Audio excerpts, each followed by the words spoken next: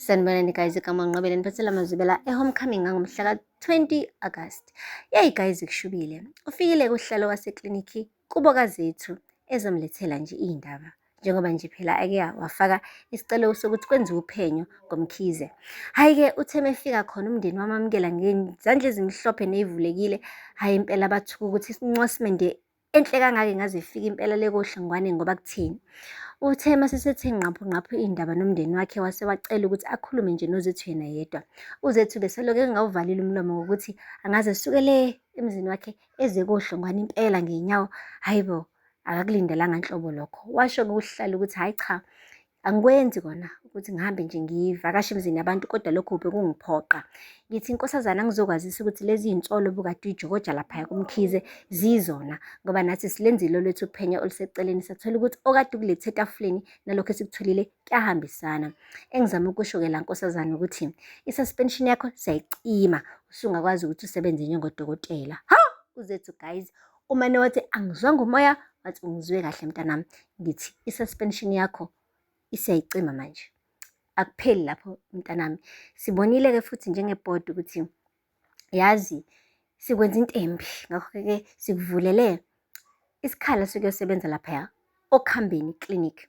Kona isikhathi esincane nje, u-3 months, kodwa-ke sithi hamba ovela khona ubone ukuthi wenzenjani mntanami. UZethu guys umane wathwala izandla ekhanda, wajabula. Uthe sehambile-ke umnumzane lo wabiza wonke umndeni wakhe, wawutshela ukuthi lalelani, suspension yami isuliwe, kanti ezinye ezimnandi ngiyosebenza okuhambeni clinic.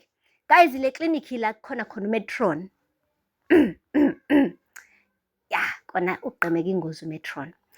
Ayi kuthiwa-ke iy'ndaba ayihlali phansi zisaba amazolo, ngoba umkhize umane wafika eyimvula laphaya kuMetron ezosho ukuthi lalela la, ngisuspendiwe mina. Kanti kwenzakalani? Angithi wena wathi uzongikhava, wathi angazi lutho nami, wathi hayi bo, kanjani futhi wena manje uthi awazi lutho ngoba wena uthe uzongivikela. He, wathi angazi ubani mina otshele abantu ukuthi wena wawuyidluxuza laphaya eklabhini. Wathi yabona-ke ngifuna ukutshela into eyodwa, uma mina ngiwa ngizowa nawe, ngiyakutshela ngibafunga bonke abakithi bephelele. Wathi angizwanga uthunywanga phela mina ukuthi uyimina ukuthi uhambe odluxuza laphaya uphuze utshwala udanse namantombazane. Wathi eyi sengikhulumile-ke, uma ngiwa ziyakhala nakuwena.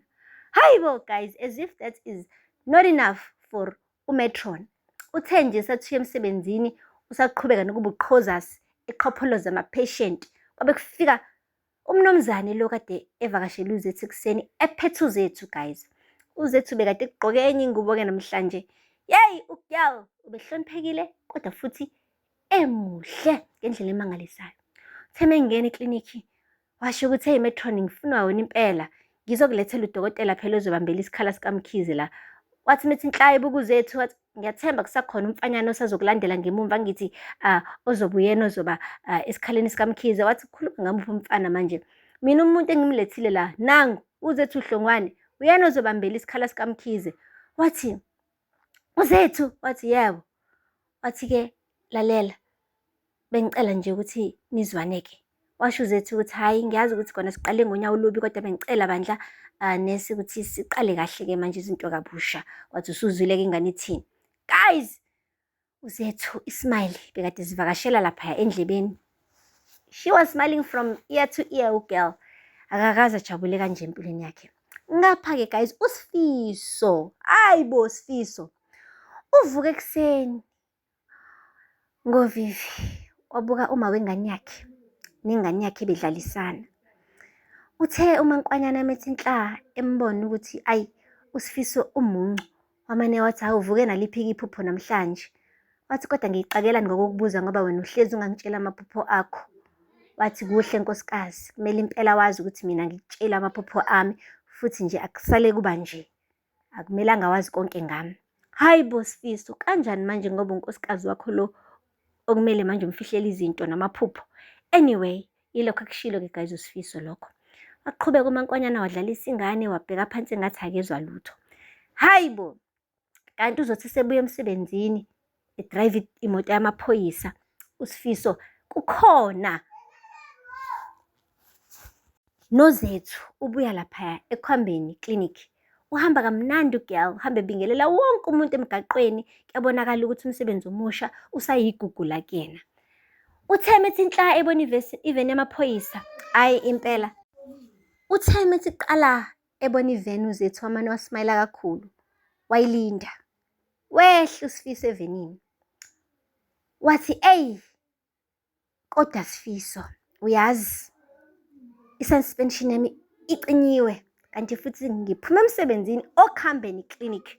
Konke lokhu ngibonga wena mntana abantu, ngoba wena ongigqugquzele ngisho sengiphelelwa amandla, wathi angiyilwe le ndaba, waze waphula umthetho omsebenzi wakho, wanginikeza inhlahlandlela phela yokuthi ngingakwazi kanjani ukuthola ubufakazi mayelana naleli cala leli engilibhice uMkhize.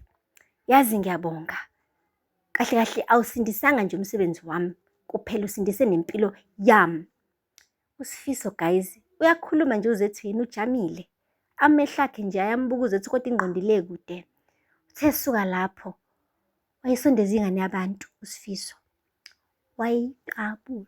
Hayibo guys, wayiqabula nengane yabantu yangahlehla. Ithemba kalapho yathi ngeke Sifiso, hayi mina ngibonile lento i-right, kokuqala wena ushadile. uSifiso wathi lalela, ngokhethiweyo wena kakubheka, khethwa abaphansi wena, kuthiwa ngize ngizokulanda ube unkosikazi wami wesibili. Hayibo guys, shuthi kahle kahle lona-ke leli phupho avuke nalo uSifiso eze nje ephendula kabi unkosikazi wakhe kangaka. Imagine uZethu uthola amabhomu awu-3 ngosuku olulodwa. Ibhomu yokuqala eyokuthi i-suspension yakhe icinyiwe, yesibili uthola umsebenzi, eyesithathu uzoba unkosikazi womuntu manje, kahle kahle futhi uyongena esithenjini. Hayi Nkosi, angena amanzi endlini for uMankwanyana. Udokotela wakhe impela lo wamtetisa umntana manje usezoba usister wife wakhe. Wow, impela izinto zimane ukwenzeka.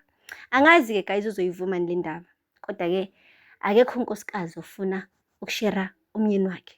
Siyakwazi lokho, kusazoliwa la, kusazoshunquthule. Okubuhlungu ukuthi-ke uzola kanjani uMankwanyana ebencelisa ngala. Yazi kodwa uSifiso waze wayiphula inhliziyo yomunye umntwana. Guys, this is very gonna be painful. This is gonna be painful. I feel very sorry for uMankwanyana, kodwa-ke asithi siyobona ngamazwibela alandelayo ukuthi iyozala nkomoni. Ngabe uZethu uzovuma yini ukuba unkosikazi wesibili kaSifiso, njengoba nje vele kungathi uyamkolota kuyena phela omsizile, wacima le suspension yakhe, waphinde futhi wakwazi ukuthi ayosebenza ngisho okuhambeni klinikhi, indawo akade ayifuna ukusebenzela kuyona. Noma uzomane athi nje lalela, ngiyanqaba, ngeke ngize ngikwazi mina ukuphula inhliziyo kaMankwanyana, ngithemba kabi uMankwanyana, kanti mina ngifuni nje ubudlelwane bethu njengabangani kuphela. So asazi guys, uZethu-ke manje konke kulele kuyena, ngabe uzomkhipha noma uzomfaka yini uSifiso. Siyobona ngamazwibela alandelayo guys. Aphela lapha namhlanje, ngakhohle ukusubscribe and like and comment. Until next time, bye.